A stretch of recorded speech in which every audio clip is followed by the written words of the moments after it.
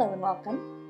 So now that we've talked about how we can include multiple independent variables in our linear models, how do we decide which variables actually belong in those models, and how do we adjudicate between different models to determine which of them is doing a better job of explaining the outcome that we're interested in? Well, this lecture we're going to talk about the concept of adjusted R-squared, which is a way of comparing models to one another in terms of how well they explain our outcome, and also a couple of different strategies for model selection. We're going to start this discussion off by talking about the concept of collinearity. Now, collinearity is basically just another word for correlation, but we talk about collinearity specifically between two variables that are both independent variables in a model. That is, two variables that we are using to predict another variable. So our predictor variables are what we call independent variables, and ideally they are independent of one another, and we use them to predict something else that they cause.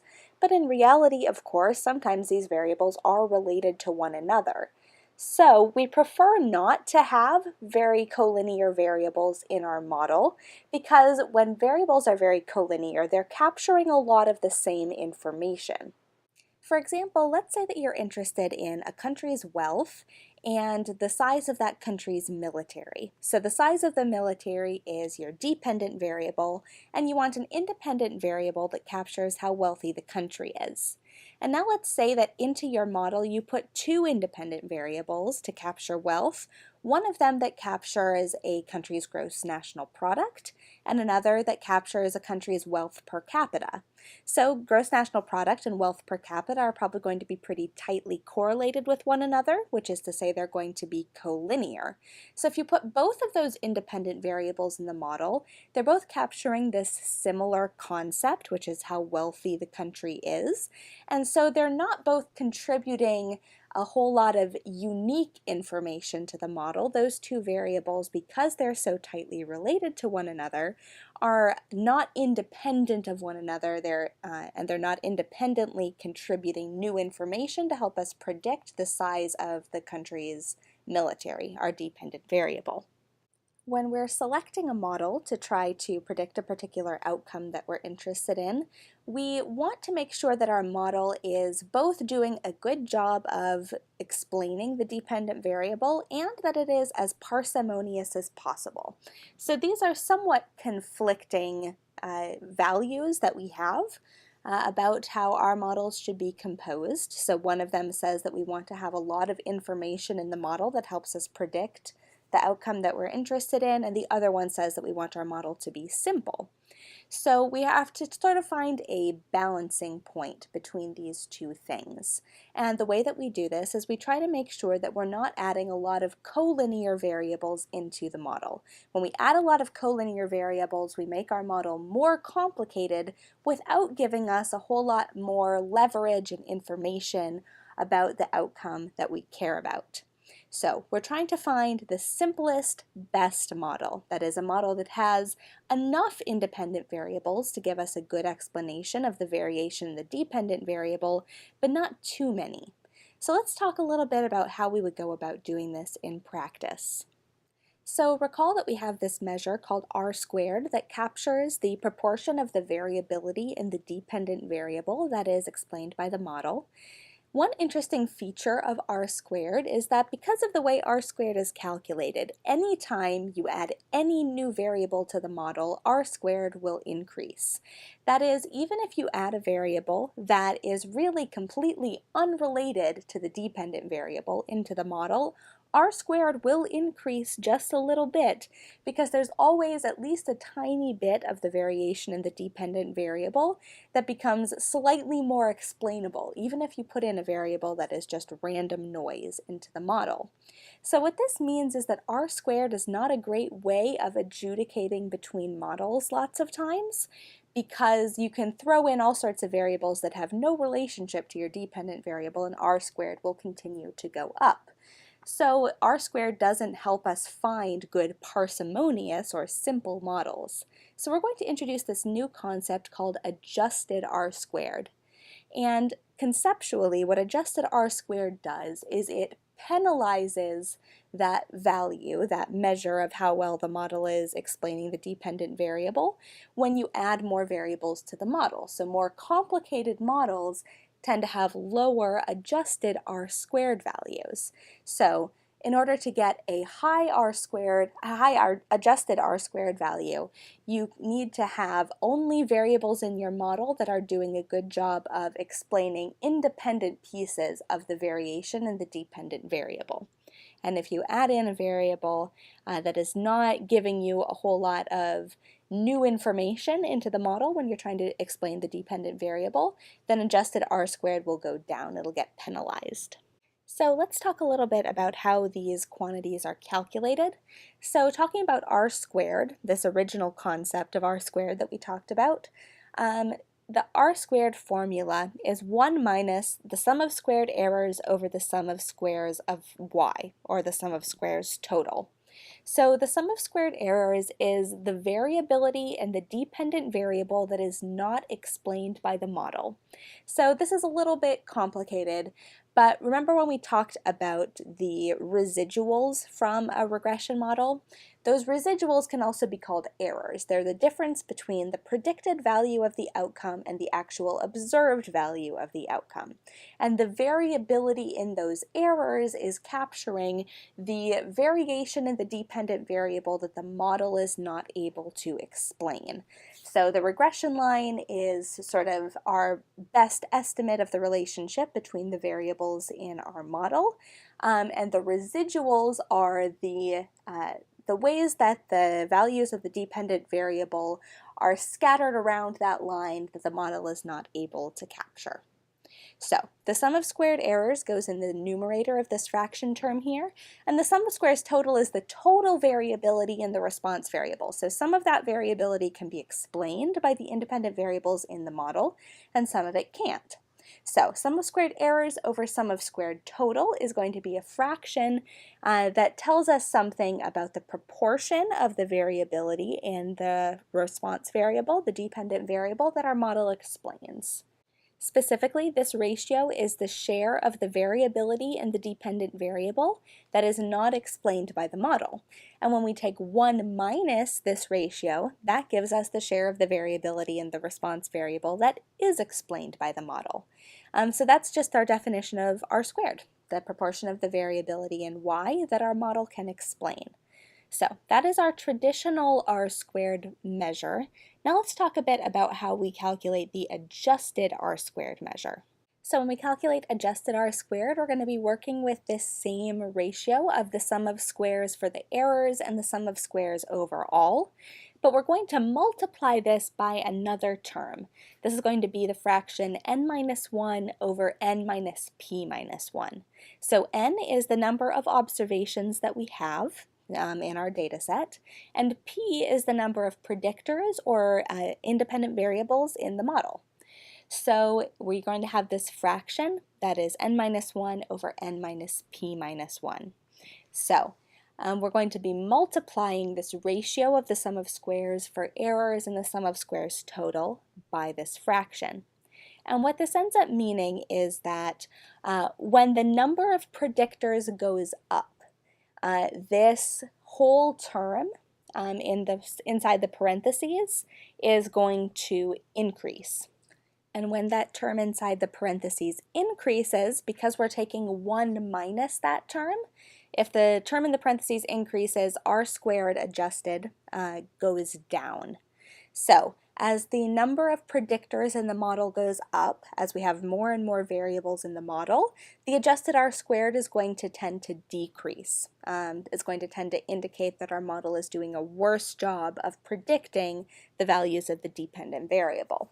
Now this can be overcome if the new variable that we're adding to the model is making the sum of squared errors decrease. So if adding the new variable to the model means that we are capturing a lot of new information about the variation in the dependent variable, then that first term inside the parentheses will decrease. So we'd be multiplying by a smaller number.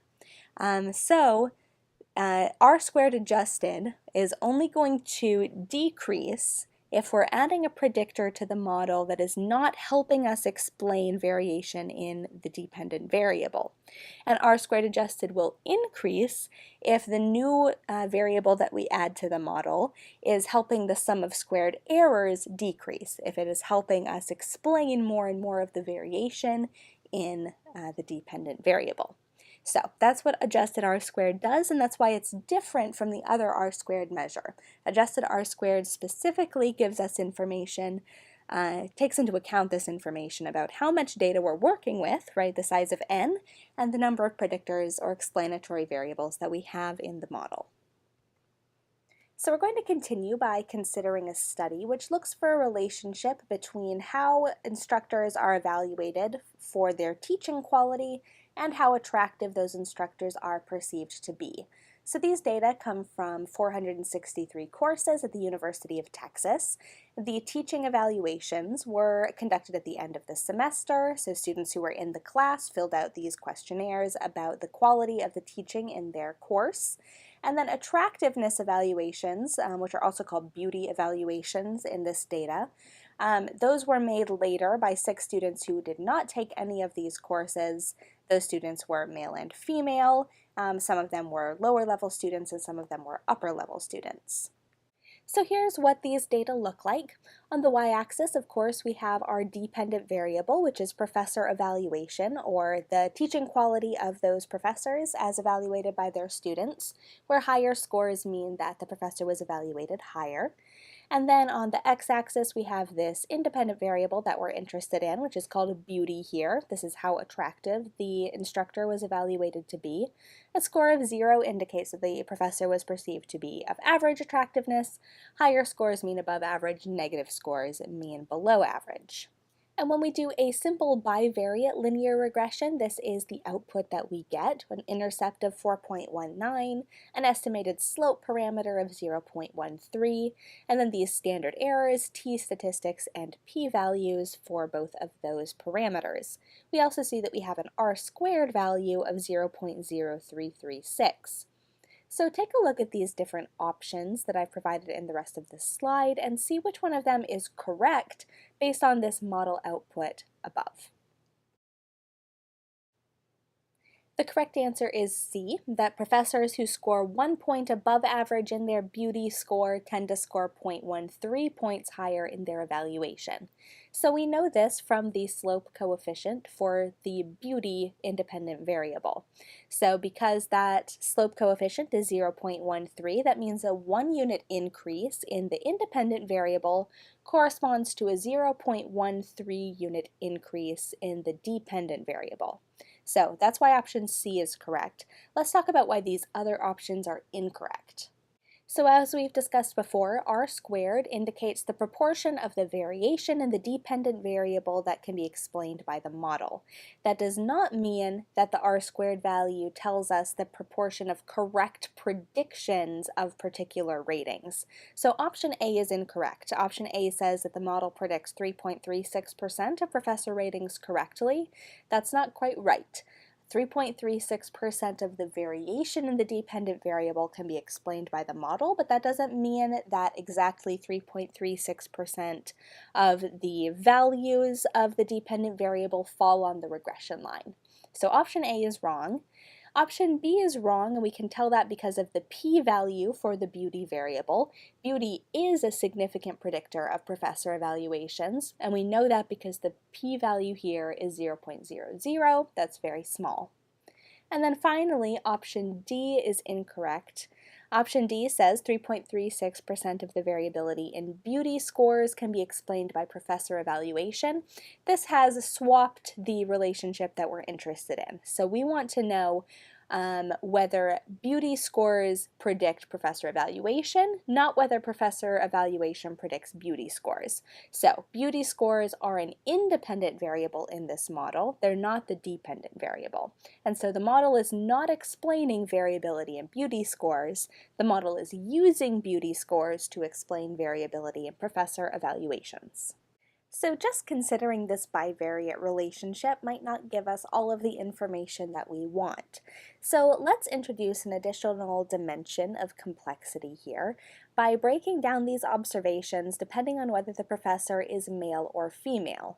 So we might be curious if female professors tend to be rated more attractive than male professors, or if unattractive male professors are rated lower or higher than unattractive female professors, or things like that.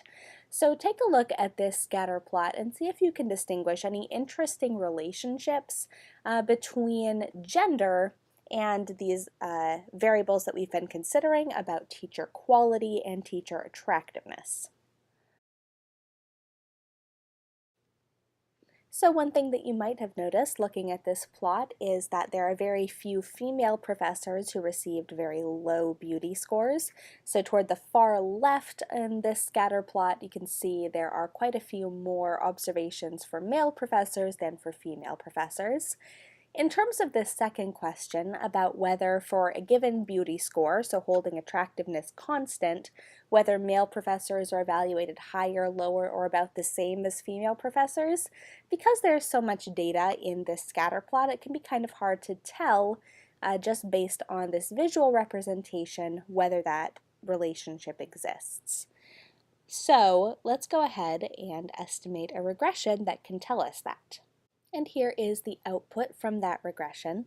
So we have the beta estimates for all of our parameters, as well as standard errors, t-statistics, and p-values as always.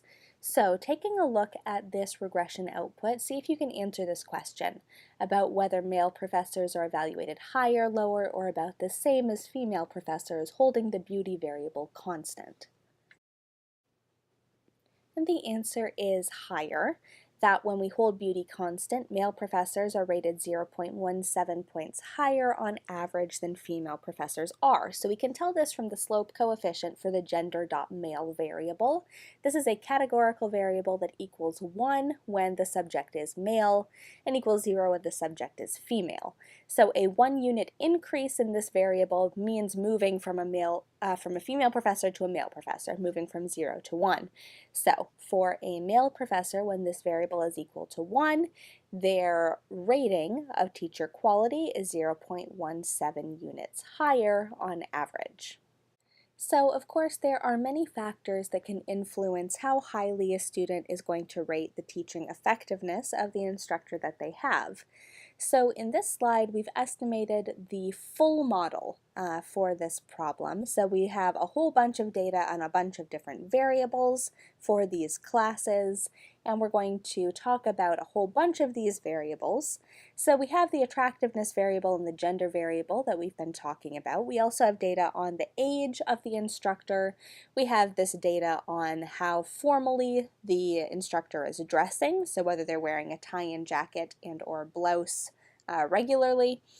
We have data on whether the course is a lower division course or not, on whether the instructor is a native English speaker, on whether the instructor belongs to a racial or ethnic minority, on how many students are in the course, and then we also have data on where the professor or instructor falls in this tenure categorical variable.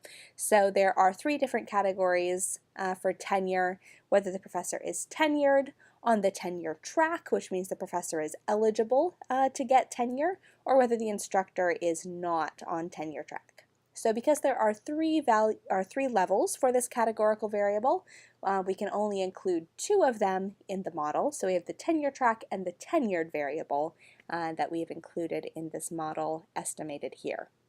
So let's take a break from this example really quickly to talk about the hypotheses when we estimate a multiple linear regression. When we interpret the parameters for the slopes of variables in a multiple linear regression, we have to take into account the other variables in the model. So you might remember from our previous lecture, we talked about this language of all else held equal, the independent variable has this effect on the dependent variable. When we specify our hypotheses, when we do a multiple linear regression, we have to do a similar thing. So our null hypothesis in a multiple regression is that the slope parameter is equal to 0 when all of the other explanatory variables are taken into account, And our alternative hypothesis is that the slope parameter is not equal to 0 when all the other independent variables in the model are taken into account. So that is how we specify the hypotheses when we have this approach to estimating a model. So we estimated this model with a whole bunch of variables in our effort to predict values for the teaching evaluations for different professors. This is the line for the age variable. So age indicates just the age of the instructor who's teaching the course. So we have a p-value here of 0.01 for the age variable with all of these other variables still in the model. This output is just abbreviated so that we haven't printed those other pieces of the output out here. So take a look at these different options and see which one of them is correct in telling us what the p-value for age indicates. And the answer is that with all of these other variables taken into account, there is strong evidence that a professor's age is associated with their rating. Specifically, that there is a negative relationship between a professor's age and how highly they're rated as effective instructors. So younger professors tend to be rated more highly. So option A is incorrect because the p-value is always going to be positive, so the sign of the p-value doesn't tell us about the direction of the relationship between these variables. Option C is incorrect, so the probability of the true slope parameter being 0 is not something that the p-value can tell us. So a p-value tells us the probability under the null hypothesis of observing a relationship as strong or more strong than what we've observed. So here we've observed a negative relationship between age and instructor evaluations, and if in reality the real coefficient for this relationship is 0, if in reality there's no relationship between age and how highly an instructor is evaluated, then the probability of observing a relationship like this in the data would be 0.01. So this is somewhat of a nuanced distinction, but this is why option C is not correct. And then finally, option D says that there's about a 1% chance that the true slope parameter for age is negative 0.089. That's not what the p-value tells us either. So looking at this output for the full model, we can look at the p-values in this far right column and get some useful information about which of the independent variables in our model do not seem to be significant predictors of this dependent variable of the instructor's rating. And the variables that are indicated in red here are those variables that don't seem to be meaningfully contributing to our understanding of the dependent variable. And we can tell this because their p-values are relatively high. Particularly, we've set a cutoff of 0.05 as our p-value for statistical significance, and all of the p-values for these variables are higher than 0.05. When we specify models in different ways, that is to say when we include different combinations of independent variables in our model, we're going to get different results. We're going to get somewhat different slope coefficients, somewhat different standard errors and p-values, and a somewhat different intercept. So the way that we specify our model matters. Based on the things that we've talked about so far, what sort of strategies do you think would be appropriate for selecting the model that we're going to use as we try to understand the dependent variable that we care about? So we're going to talk about two main approaches to doing this, the first of which is the backward elimination approach. So in each of these approaches, we're going to start with the full model, which is to say we're going to start with a model that includes as independent variables all of the data that we have that could possibly be related to our dependent variable. So essentially, if you're working with a big data set and you have lots of different potential independent variables, you're just going to throw them all into the model. This is sort of like the approach of throwing everything at the wall and seeing what sticks. And there are two different ways of evaluating which of these variables should stay in the model after you've estimated the full model. These are the adjusted R-squared approach and the p-value approach. So let's go through each of these in turn. So if you use the adjusted R-squared approach, we're going to estimate the full model, and then our approach is going to be dropping one variable at a time out of that full model and recording the adjusted R-squared value of each of those smaller models. So let's say that you have three independent variables, A, B, and C. So you start with the full model, which has A, B, and C in it, and then you drop the A, so you estimate a model with just B and C as the independent variables, and you see what the adjusted R-squared for that model is. Then you drop B, you estimate a model with just A and C in it, you record the adjusted R-squared, and then finally you estimate a model with just A and B, dropping C, and record the adjusted R-squared of that model. And if any of those models gives you a big increase in the adjusted R-squared, you're going to stick with that model. And you're going to repeat this process, you're going to iterate this until none of the models yield an increase in R-squared, in the adjusted R-squared. So what that means is that you keep dropping the least helpful variable until you get to the point where dropping a variable doesn't make adjusted R-squared go up. And we'll go through an example of this in just a minute. The other main backward elimination approach is the p-value approach, where again we start with our full model, and then we are going to drop the variable with the highest p-value, so the least significant variable, and then we're going to re-estimate the model and keep doing this process until all of our variables have small enough p-values, so all of our variables in the model are significant. So let's return to the example that we've been talking about, where our dependent variable is professor evaluations, and we have a whole bunch of independent variables in our model.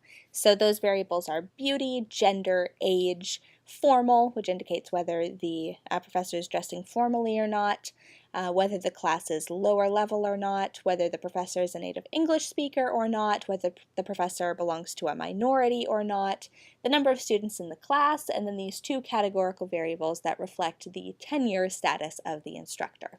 So when we estimate our full model, we get an adjusted R-squared of 0.0839.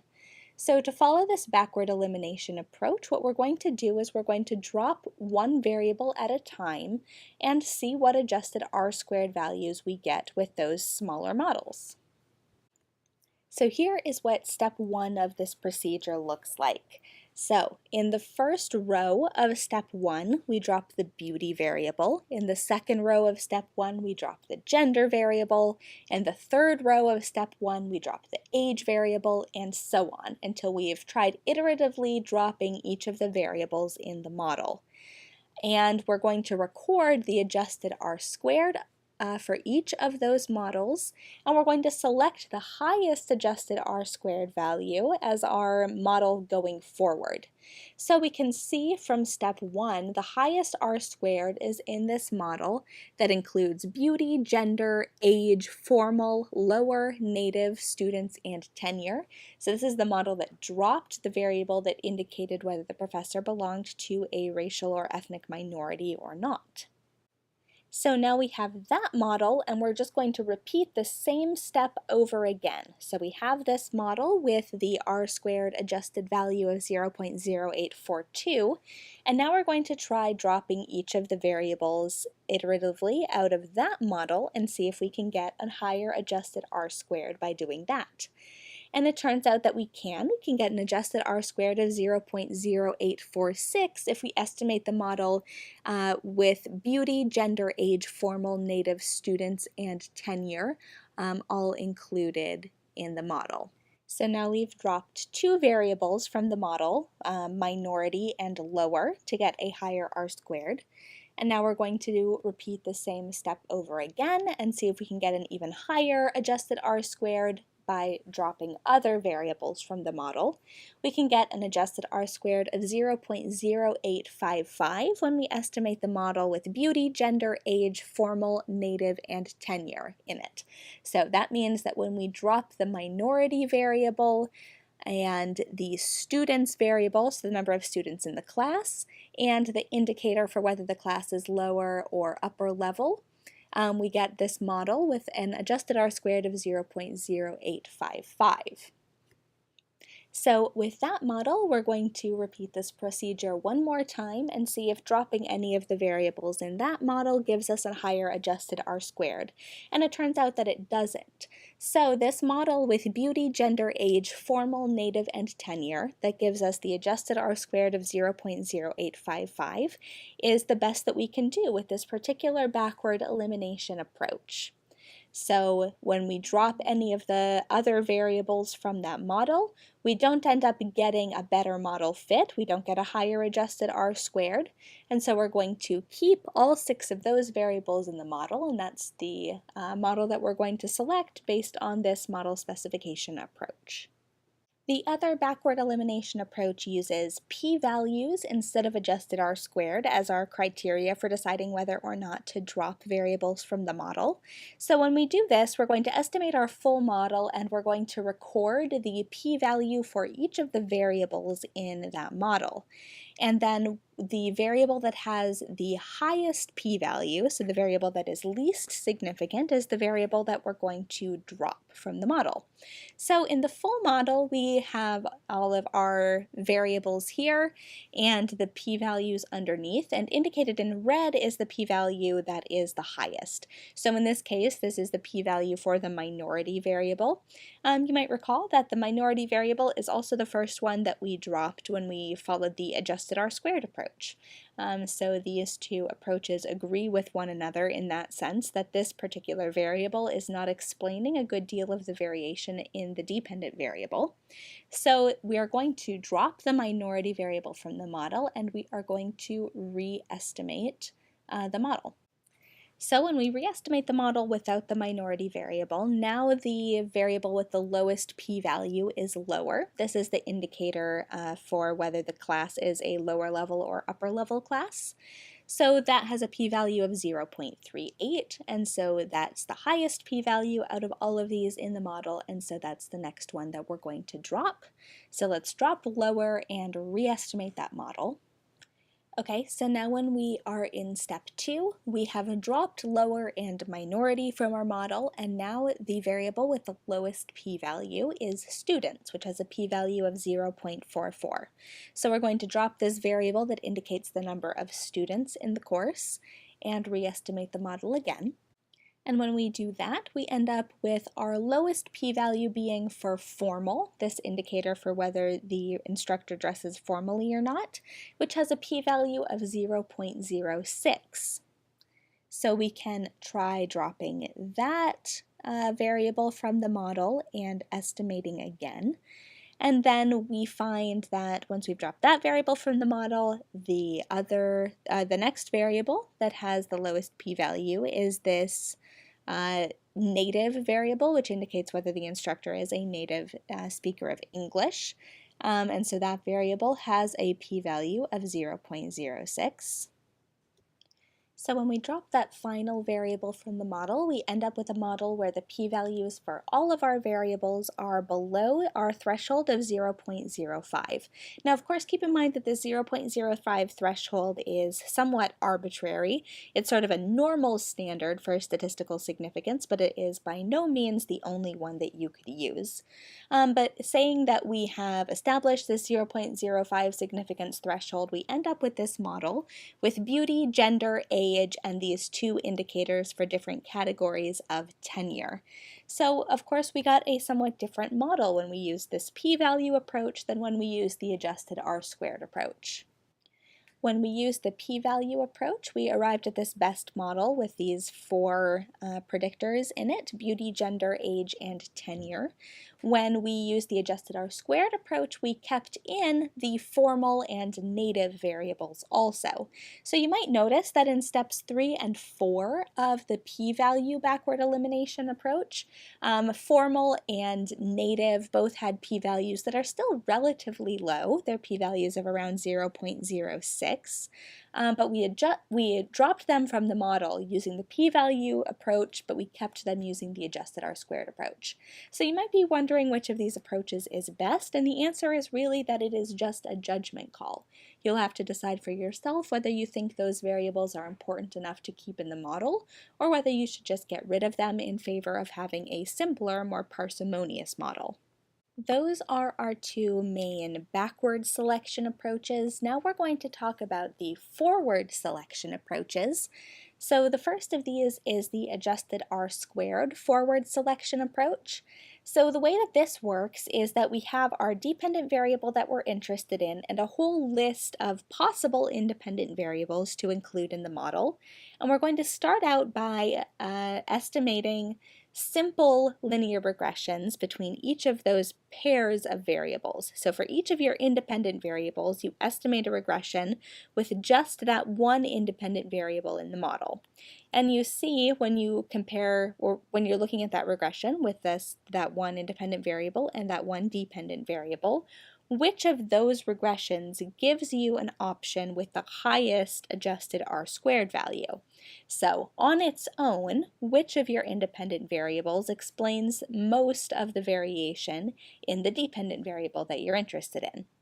So you pick the model with the highest R-squared and you keep that independent variable. And then you're going to add the remaining variables one at a time into that existing model, and you're going to pick the model with the highest adjusted R-squared from that approach. So you estimate first all of the models with one independent variable, and then you pick the one with the highest adjusted R-squared. Then you keep that one independent variable. And then you start adding in other variables into the model to try all of the different models with two independent variables and pick the one with the highest R-squared.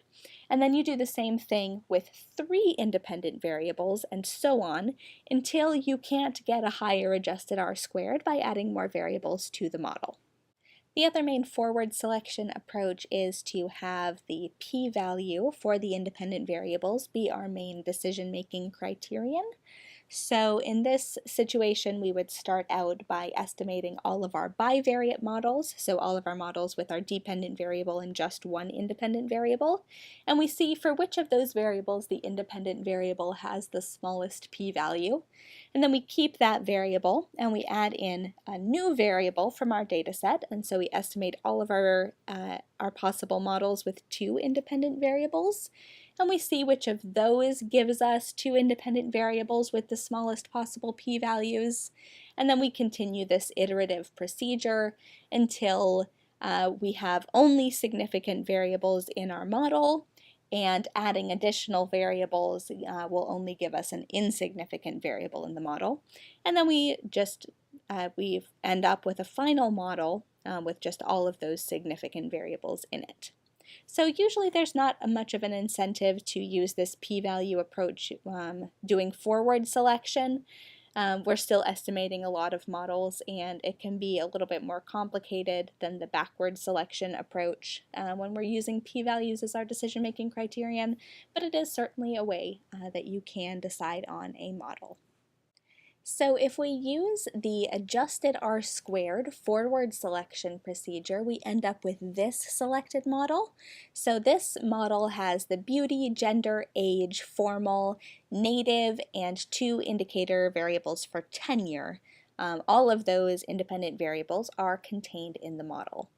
So if we used the p-value selection approach, we would get rid of this variable for formal, which has a p-value of 0.06, so that's higher than our threshold of 0.05, but it contributes enough to adjusted R-squared for it to warrant staying in the model. And this is a good example of how these different model selection approaches can lead us to different conclusions.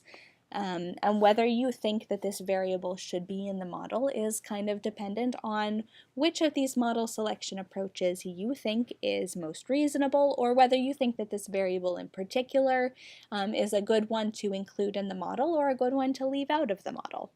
But we can see all of our coefficients for these different variables. So a positive relationship for attractiveness, a positive relationship for gender, indicating that male professors get higher evaluations on average, a somewhat negative relationship for age, indicating that younger professors tend to get higher evaluations on average. This sort of marginally statistically significant result for formal, indicating that professors who dress formally tend to get higher evaluations on average, though of course we should be a little bit cautious about interpreting that variable because of the size of that p-value. And then the native variable indicates that professors who do not speak English as their native language tend to get rated worse. And then our two tenure variables, which tell us that tenure track instructors tend to be rated less favorably than non-tenure track instructors, which are the reference category, and tenured professors tend to be rated less favorably compared to this reference category of non-tenure track instructors. So that's all the information that we can get from this particular regression model. And that brings us to the end of this lecture on adjusted R-squared and all of these different ways that we can think about going about model selection. Thanks for hanging with me, and I'll see you next time.